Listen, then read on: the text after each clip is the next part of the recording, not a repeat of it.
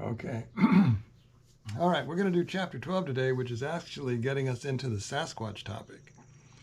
I couldn't remember that. I glanced through it and didn't see that last time. So, also, I've begun rewriting the manuscript a little at a time, adding in the new stuff. And my hope is that I will see how to get all of this approved properly in due course. So I still have to hear back from the review office here in the U.S. We'll see what they have to say. And I'll have to see what their criteria are. I have not seen them yet. So anyway, here we go with chapter 12 from Inside Out. The chapter title is Walking in the Lane. And again, part of this is what happened with me and for story arc, character arc, whatnot. And then the strange things that begin to happen once we get back here to Illinois. Chapter 12. The real estate business in Adams County, Illinois is a little different than it is in Las Vegas. Las Vegas has high turnover, both in houses and people. Adams County is who you know and how long have you known them. Anything less than an entire generation is probably not enough, which makes sense where everybody generally stays put and reputations are important. People rely on relationships, the longer the better. Although I have lived here all my life except for several years in Israel and a decade in Vegas, I was the new kid again. I always felt like the outsider, not having an in with a large pool of potential transactions makes doing real estate work, which is already difficult enough, doubly hard. I was starting over again, but in a tiny housing market. So when I found I was able to retire early, I did. Also, after working without a financial net in Las Vegas, I was wound up way too tight for the pace of life in the Midwest. But finally, after having the wolf at my door every morning, I finally had his hide on the wall. Still, it took a few years to begin to feel at ease and just relax. I began to clean up the 500 acres around the house. I know I am a redneck because I have literally mowed my lawn and discovered a vehicle, not to mention the random specimen of wheeled machinery. One of my goals was to be able to walk to the spring at the southwest corner of the farm, about a mile from the house, without climbing through chest-high weeds. I began scrapping out the farm machinery, rolls of woven wire fence, rusty hulks of old cars, piles of bent metal posts, and other junk that made walking anywhere difficult. I usually worked with a partner and we would split the proceeds received from the scrapyard. There were also countless saplings, some chainsaw size, some smaller, and downed trees or huge limbs or ubiquitous wild honeysuckle plants, some the size of small trees. Creating the trail was an adventure in itself. Finally, I could begin to mow the hiking trail. First with the little LT garden tractor. The quote LT unquote stands for I can't really mow anything. That was all I had. It took a very long time to blaze a narrow trail all the way to the spring. That effort must have awakened some being of some kind, because one morning as I walked west out of the middle house, I almost stepped in a huge pile of poop. Let that soak in. It was just right there in the yard, 20 feet from the corner of the house where one would normally walk between the bushes. The only possible natural explanation would be that it came from a mature domestic bull. Cows make cow pies, deer make pellets. Everyone should know what horses do. I grew up on this farm when we raised horses, cattle, and hogs. I have seen poop. I could have said, well, show me some poop that I haven't seen, and this would have appeared. It looked human. In fact, my first thought, just a passing thought, was that someone was expressing their distaste, but it was too much distaste. That's why I immediately thought 1,000-pound Angus bull. Right texture, wrong appearance. Also, Adams County does not have any free grazers. I got a shovel, found a bucket, filled the bucket, and tossed the human-like manure in a fence row a long way from the house. Probably someone's 4-H project got loose, I decided. That could be it. But now, given the other oddities that have occurred within a few hundred feet of the middle house, I don't think that anymore. Once all the metal along the trail was reduced to a dull roar, and as I got bigger and better mowers through the years, the path to the spring became better maintained. I began to think of it as just a backyard that is 12 feet wide and a mile long. The mowed trail began at the back door of the middle house. I tried to walk it every day that the weather permits. When we got a new puppy, I began to train her to follow the path with me so that we could go for a walk together without the need of a leash. As we would walk, just the dog and me, usually no other human within roughly a mile, I began to recite prayers memorized from the Baha'i prayer book as I strolled through the countryside. The same prayers, over and over every time. They are the Tablet of Ahmad, a short prayer for the departed, the remover of difficulties, and the short healing prayer. The latter two are very short, so I would repeat them 3 to 10 times each. When I reached the top of the hill in the old farm lane a quarter mile west of the house, I would begin to recite the word Allahu Akbar 95 times. It is an invocation that means God is the most glorious. It is a meditation that Baha'is should try to do daily. So at the time of this writing, the dog is now 6 years old. We have walked that trail at least 300 times a year, so we are pushing 2,000 times.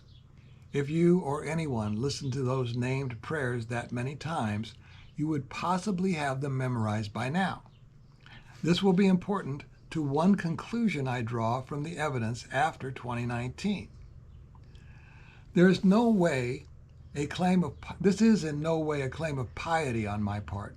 If anyone needs to say prayers, it is me. I give you the names of these prayers because they are available online if you want to look them up and or use them yourself if you have a, shall we say, particular issue, such as something shaggy, 8 feet tall, etc. Baha'is are supposed to pray every day. This was the easiest way and the best time for me to do that. I had zero idea that anyone could be listening, and not the vaguest clue that I would ever have evidence that anyone was listening. Also, I ride a mower the entire length of that trail on an as-needed basis. In Illinois, that means weekly at least. It was such a job to make the path in the first place, I had no intention of letting nature reclaim it in my lifetime. If you are from the Midwest, you probably understand that if you don't mow it, weeds will come. I have since learned that activities like mowing and other regular outdoor activities can be entertainment for those without TV. Also, my mother passed away in 2014. Sometime after this, with a little soul searching, I was able to forgive my parents and my other family members and acquaintances of their generation and older for any transgressions, real or imagined. Again, we are talking character arc here.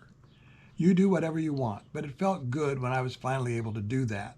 That little hot coal in the deepest recesses of my soul, the one that sometimes knotted up under a shoulder blade, just went out. I mention this because that is when I added the prayer for the departed to the list I recite while walking. I started saying it for my parents.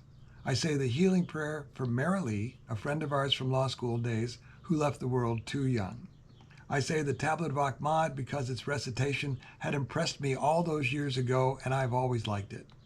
I began to mentally add people, living or not, to my prayer list as time went by. Before long, I was adding, quote, others, unquote, as well. About this time, my nephew, Russell, invited me to a sweat lodge ceremony near Quincy's South Park. I ended up attending 2 or maybe 3 and became friends with the First Nations man who performed them, a Micmac by the name of George Leduc.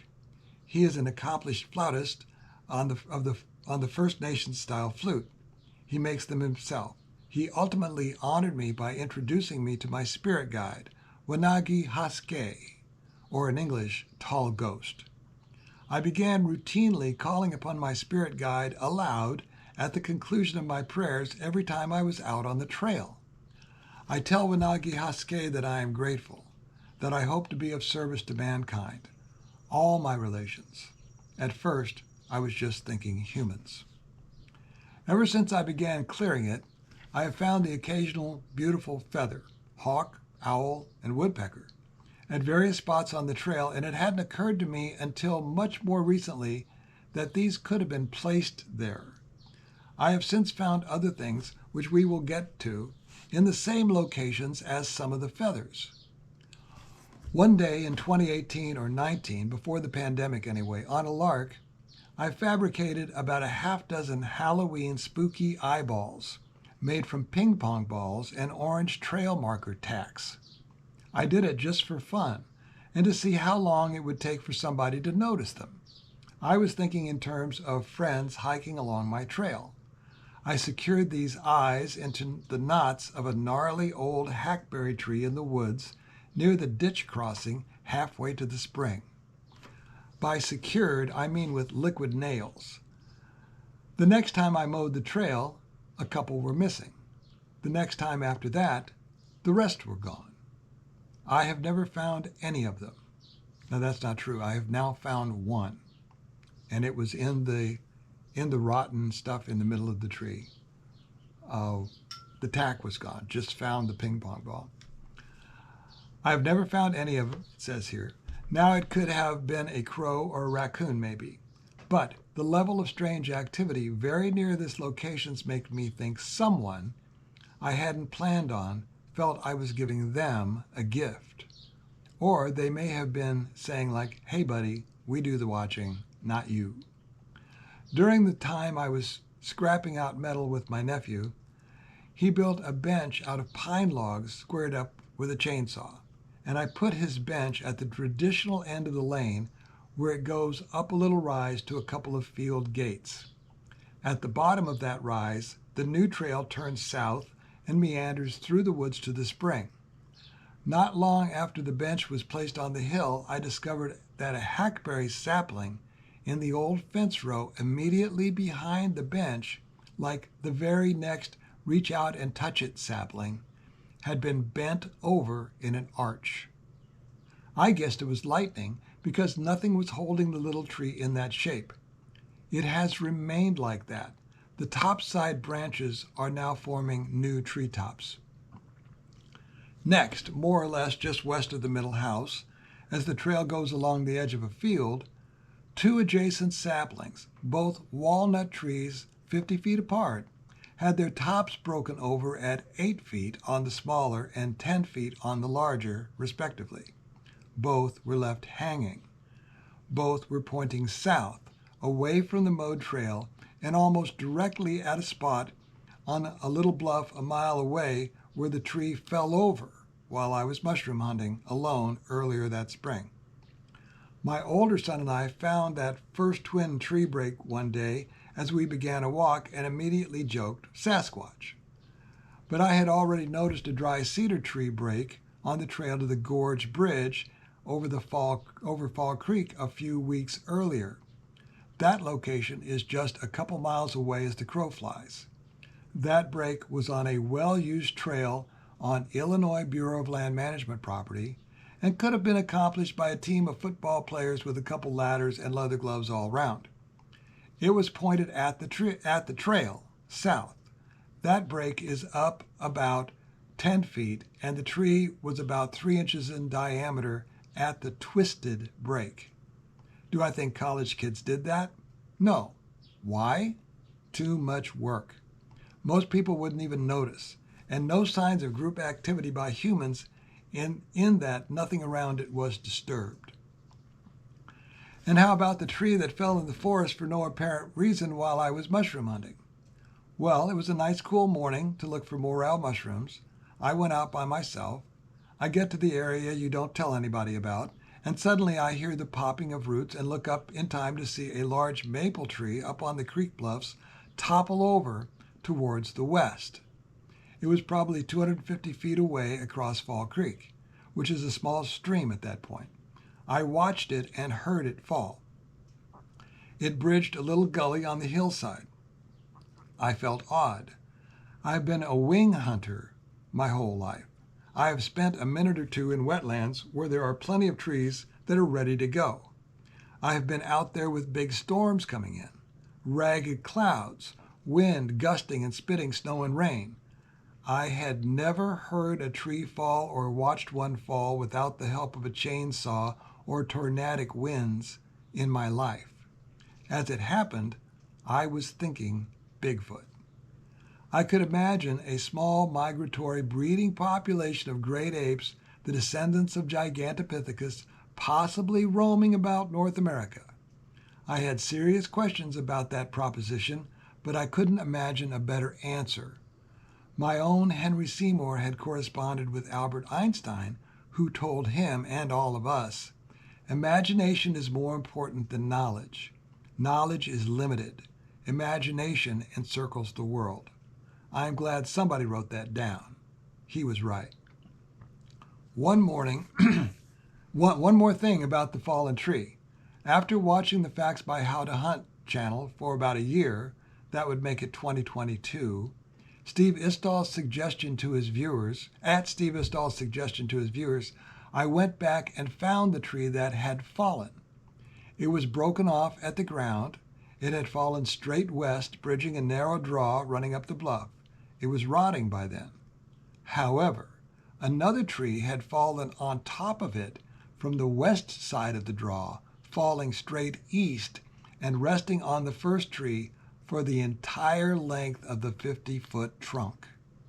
Both trees are maples, a couple feet in diameter. This can happen, right? You see that all the time, no? And that's the end of chapter 12. So yeah, we're just getting into it. All of these things are borderline. I mean, as all of this is happening back in 2022, you're thinking, this could be something else, right? This could be natural causes, right? But it begins to add up. They're just so borderline. All of them are so borderline that you begin to wonder, and then finally something happens that crosses that line. And that's what we're going to come up with here pretty soon. So thanks for tuning in. That's chapter 12. I'll be back soon, I hope. Take care. Bye.